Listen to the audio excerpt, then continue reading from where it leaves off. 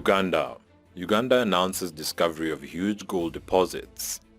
Uganda has announced that it has struck a deposit of 31 million tons of gold ore, with extractable pure gold estimated to gross 320,000 tons. President Museveni broke news of the find in his State of the Nation address yesterday, but provided little detail, pointing in general that it would fetch the country more than $12 trillion. Technocrats in the Ministry of Energy and Mineral Development, Mr. Museveni noted, had informed cabinet that the country was positioned to get slightly under 700 million in royalty payments, with the investors poised to cash in on the windfall. Citing 6 local gold refineries, among them Africa Gold Refinery in Entebbe, that the United States sanctioned in March over illicit sources of its gold, the president declared that the time for Uganda to ship unprocessed exports is over. The volume of the reserve is estimated at 31 million tons of gold ore, or net 320,158 tons of gold, valued at $12.8 trillion, according to a document prepared by the Line Ministry. Uganda's gold exports have been on the rise since opening the Africa Gold Refinery in Entebbe, according to official records. For instance, in 2019 and 2020, the country exported gold worth $1.9 billion to the United Arab Emirates, $1.4 billion to South Korea, and $28.7 million to Hong Kong. In contrast, Uganda imported nearly $2 billion worth of gold, making it the 18th largest gold importer in the world, according to cabinet records. This is Isaiah 60 and 11.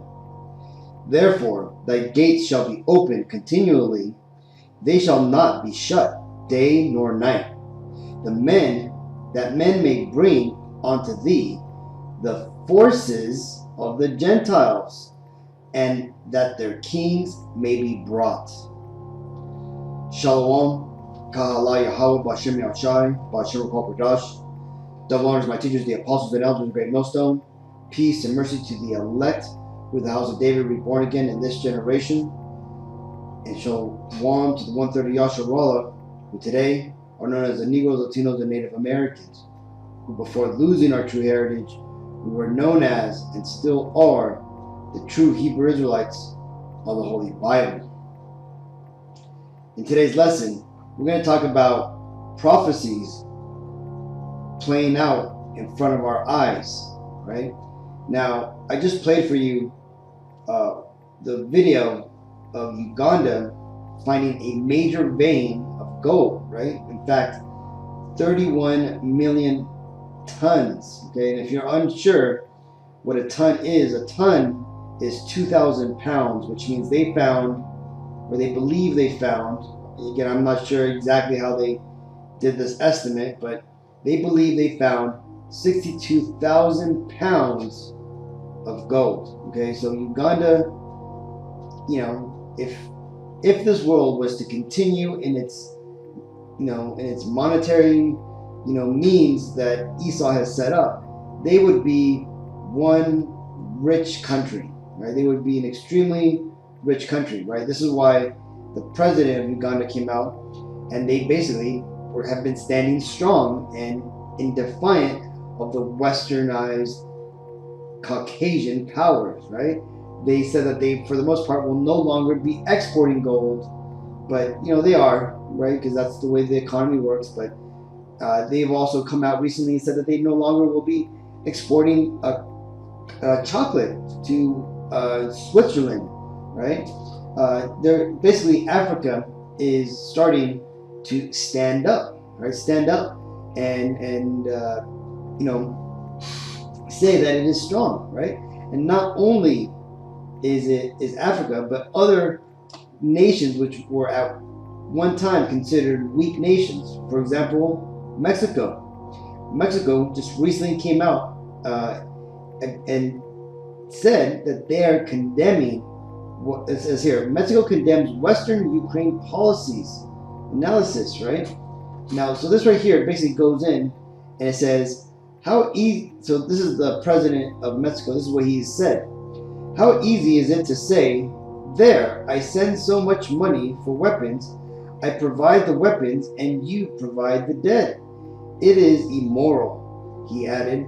Couldn't the war in Ukraine have been avoided? Yes, the policy failed, and look at the damage it causes.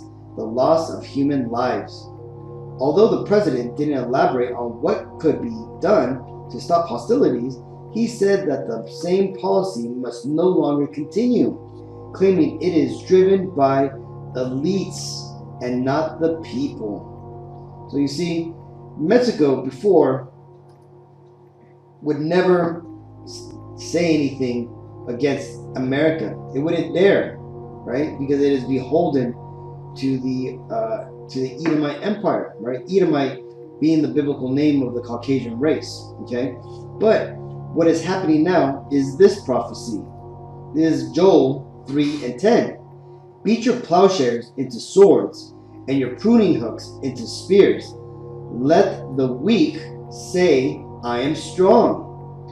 Okay, now this particular scripture is talking about the weak nations coming together as and bringing their military power to bear against Babylon the Great. But look at this part that I've highlighted, right? Let the weak say that I am strong. When you consider the act of beating your plowshares into swords or your pruning hooks into spears, this isn't something that you just do willy-nilly, right? This is something that on a grand scale, on a national scale, costs a lot of money, right? A lot of money and a lot of things have to go through for you to do this, right? Things like you all of a sudden finding massive amounts of wealth in your country where you no longer need outside influences to feed yourself, to clothe yourself, right? You're no longer dependent on the outside world, right? Mexico with this new president, they've taken a stronger stance, right? Just recently in the meeting of the Americas, which is basically Esau, America, standing over the Latin American countries and pretty much trying to direct where they're going to go, okay? And recently a nation wasn't invited, and who was it? It was, I think it was Cuba. And next, let's read the article because I actually brought that up too. Because basically, if you've been watching the news, you know that Biden was in California, but they didn't mention why he was in California in the news, and that's because it's called the Summit of the Americas, not the Meeting of the Americas. But the Summit of Americas is, for the most part, Latin America, including the Caribbean nations, all basically listening to what Esau has to say, right? And for the most part, this year's meeting went to shit. No, people were threatening to boycott. If it says it's down here, where is it?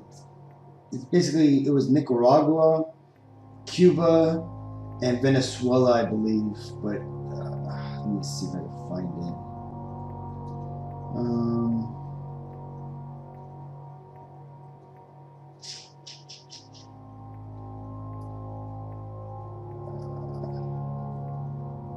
Here it goes.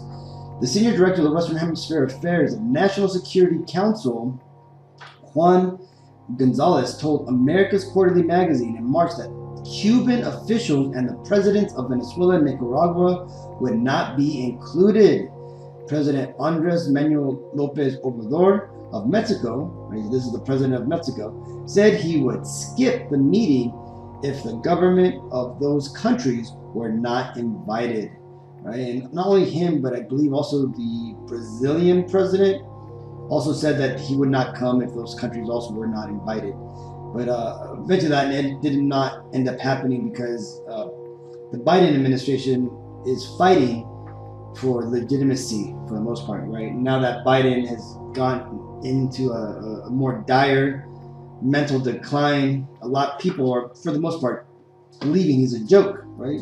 They're basically saying the king has no clothes, right? And Biden is, and I think today he announced, or this week he announced that he actually will run for a second term, even though it was kind of hinted that he would only run one term and then he would give the throne to somebody else. But again, he's not giving up now, but meaning that he would be close to, I think he'd be like 90 plus at the end of his second term if he even got there. But I doubt we're going to get there, man. He's probably going to bite the dust, and that woman who slept her way to the top, the vice president, she's going to probably step in, right? Be the witch in the what is it? What do they call the commander, or the commander in chief or something? She's gonna be the queen witch, man. So, or the queen witch. But enough of that about that. But yeah, this is showing you that the weak are now saying they are strong, right? They are standing up against America. They're standing against Esau, right? And why is that? Because that spiritual power that the Lord gave Esau, which allowed him to keep the world in under his dominion, right? To basically win, that is starting to fade away, right? It's the same reason why, a bunch of Israelites, so-called Negroes, so-called Latinos, so-called Native Americans, have always wondered, how is it that these little frail white men could subjugate us so badly, right? Well, it's because the Lord was on their side. But again, now the Lord is starting to pull away his favor from these Edomites because their kingdom is coming to an end. This is why now things are saying working out for them. This is Habakkuk 2 and 3. For the vision is yet for an appointed time, but at the end it shall speak and not lie. Though it tarry, wait for it, because it will surely come. It will not tarry, right? And right now we're seeing these prophecies written about in the Bible, which took so long to fulfill because we had, throughout all history, we hadn't arrived in that time, right? We weren't living in those last days. But now that we are in these last days, these prophecies are coming like warp speed, right? So, they are not tarrying, right? And that's what's happening, man. So, pretty soon we're going to be seeing the passage of a mandatory, MOTB. You're going to start seeing Jacob's trouble, kick into high gear. And you're going to start seeing a lot of crazy things. You're going to see bodies of dead people on the street. It's going to be so bad that people aren't going to be even able to even bury them, right? It's going to be like that movie Contagion, where there was just, dead people on the sidewalk, man, because nobody came around. No, there was nobody to bury them, right? And like the brother from England, right? Raquel, I believe his name is. He said when he was young, he grew up, I believe, in the islands, right? Over there in the West Indies, basically the Caribbean, islands. He said that when he grew up, I didn't get the exact details, but he said that when he grew up, that he would be playing soccer field and there was dead bodies on the field, man. That the kids were just playing soccer on the field while there were dead bodies around, right? So that right there is what America is going to eventually go to, man. People are just going to, it's just going to be an everyday part of life. Because again, these are the prophecies that will speak in the end, right? This is why right now things are just moving, quick as heck.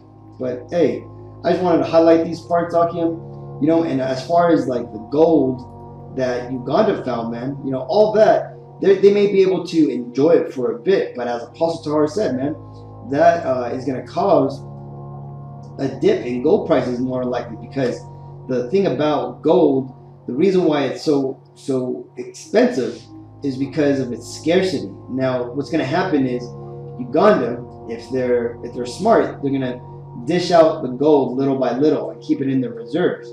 But if they're not, and history has shown that they don't make the best decisions, they're going to flood the market in an attempt to basically buy what they need, and cash in on it. And what that's going to do is going to do exactly what King Mansa Musa did, where he basically flooded the European market with gold, and basically brought down the value of gold for a long time, right? But again, that's a whole other story. I just wanted to mention it because all that gold that Uganda eventually found is ultimately going to make its way to us, the Israelites, and the Lord, right? Because everything that is being found now is to fulfill prophecy, right? And eventually, Like it tells you in Revelations that our city shall be built up. And the scripture that I read to you in Isaiah shows you, man, that we will be living off the force of the Gentiles. Now, what does that mean?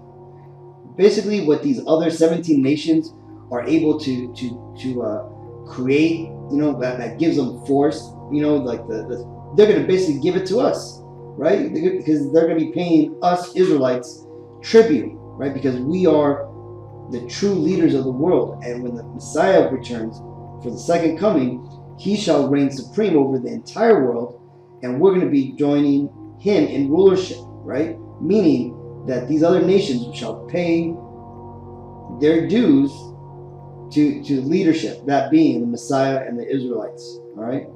So hopefully this video was edifying, Akim. Until next time, I want to give all honor and glory and praises to Yahweh Bashem El Shai, Bashem Kwapadash. Double honors to my teachers, the apostles and elders of Great Millstone. Peace and mercy to the elect. Shalom.